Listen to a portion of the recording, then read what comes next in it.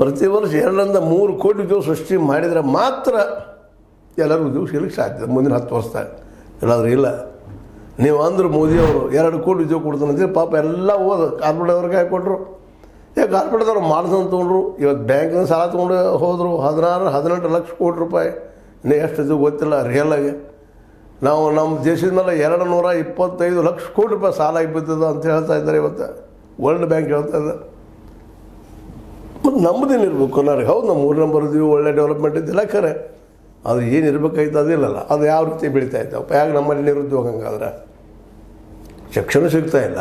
ಶಿಕ್ಷಣದೊಳಗೆ higher education ಪಡಿಯೋದಕ್ಕೆ, professional education ಪಡಿಯೋದಕ್ಕೆ, ಕೊಡಿಸೋದಕ್ಕೆ ಇವತ್ತು ತಂದೆ ಸಾಧ್ಯ ಇಲ್ಲ. ಯಾಕೆ ಖಾಸಗಿ ಬಾಯಿ ತೆಗೆದ್ರೆ ಇವ್ ನೋಡ್ರಿ MBBS ಒಬ್ಬ ಕೂಲಿಕಾರ ನಮಗೆ ಮಾಡೋಕ್ಕೆ ಸಾಧ್ಯನೋ 100ಕ್ಕೆ 100 ತೊಗೊಂಡ್ರು ಸಹಿತ ಅವ್ಗೆ ಲಕ್ಷ ಗಂಟೆ ಕೆಲಸ ಮಾಡೋಕ್ಕೆ ಸಾಧ್ಯ ಇದರ. ಗೌರ್ಮೆಂಟ್ 2 ಸಾಲ ಕೊಡ್ಬೋದು, ಬ್ಯಾಂಕ್ 2 ಸಾಲ ಕೊಡ್ಬೋದು. ಎಷ್ಟು ಜನ ಇರಲಿ ಪಾಪ ಅದು ವಿಚಾರಿಸಿದ್ದು ಮಾಡೋದಿಲ್ಲ ಪಾಪ ಬಡತನ ಪರಿಸ್ಥಿತಿಗೆ.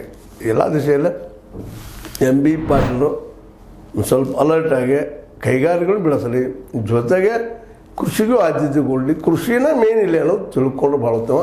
ಇಲ್ಲಾಂದ್ರೆ ಇವತ್ತು ಕಾರ್ಪೊರೇಟ್ಗಳು ನಿಧಾನಕ್ಕೆ ಇದು ದೇಶ ಬಿಟ್ಟು ಹೊಂಟಾದ್ರು ಸುದ್ದಿಗಳಿದ್ದಾರೆ ಇದ್ದಾವ.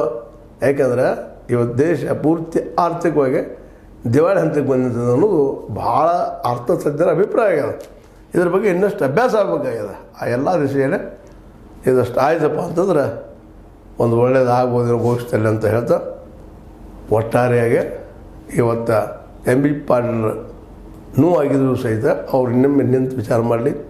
ಇಲ್ಲಿವರೆಗೆ ತೆಗೆದುಕೊಂಡಂಥ ಪ್ರಧಾನಿ ಮೋದಿಯವರ ನಿರ್ಧಾರಗಳು, ವ್ಯವಸ್ಥೆ ನಿರ್ಧಾರಗಳು, ಕಾರ್ಪೊರೇಟ್ ಕೊಟ್ಟಂಥ ಅವಕಾಶಗಳು ಮತ್ತೆ ಕೊಡಬೇಕಾ ಅನ್ನೋದು ಚಿಂತನೆ ಮಾಡಲಿ ಅಂತ ಹೇಳ್ತಾ, ನಿಮಗೆ ಲೈಕ್ ಆಗಿರ್ಬೋದು, ಲೈಕ್ ಮಾಡಿ, ಶೇರ್ ಮಾಡಿ, ಕಮೆಂಟ್ ಮಾಡಿ, ಜೊತೆ ಸಬ್ಸ್ಕ್ರೈಬ್ ನಿಲ್ಲಿಸ್ಬೇಡ್ರಿ. H16 ನ್ಯೂಸ್ ಸೀತಾರಾಮದು ಸತ್ಯದ ಕೈಗಿನಲ್ಲಿ ವಂದನೆಗಳು.